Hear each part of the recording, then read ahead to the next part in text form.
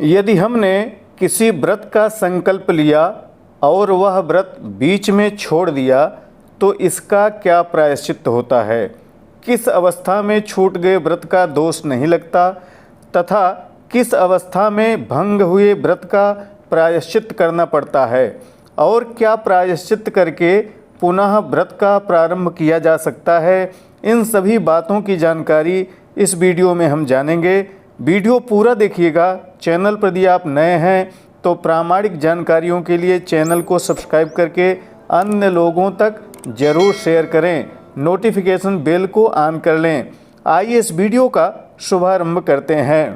मदन रत्न ग्रंथ में छागले के मत को लेकर कहा गया है, पूर्वं व्रतं गृहीत्वा यो नाचरेत काम मोहितः जीवन भवति चांडालो मृते च स्वाभिजायते।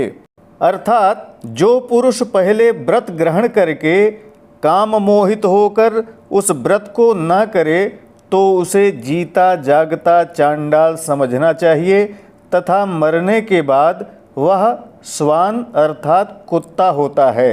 यहाँ काम मोहित शब्द का यही अभिप्राय कहा गया है और जो काम मोहित होकर व्रत को नहीं करता उसके लिए प्रायश्चित कहा गया है। यदि किसी रोग से, व्याधि से, पीड़ा आदि कारणों से व्रत न कर सके तो उसको दोष नहीं लगता।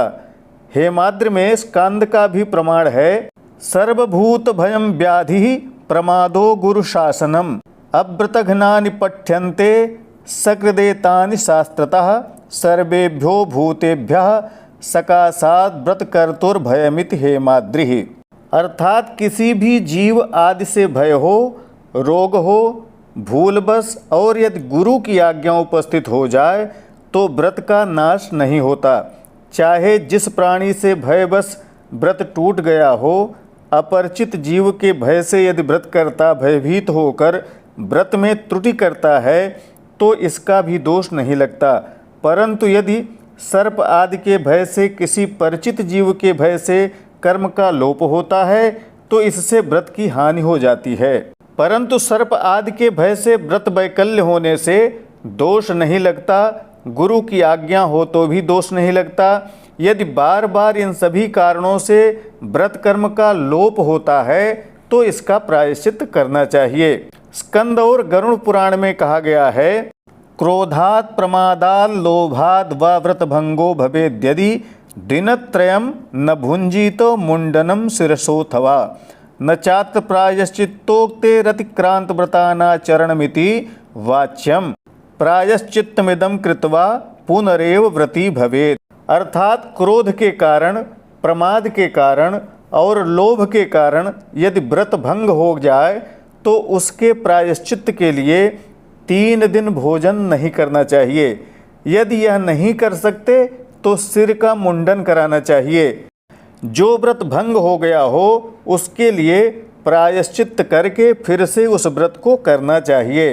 अर्थात यदि प्राण का भय हो, रोग व्याधि हो, सर्प आदि का भय हो, विकट संकट उपस्थित हो गया हो, गुरु की आज्ञा हो, ऐसी स्थिति में जो व्रत भंग होता है उसका दोष नहीं लगता। परंतु बार बार यदि ये स्थिति उत्पन्न हो रही हो तो भी प्रायश्चित अवश्य कर लेना चाहिए।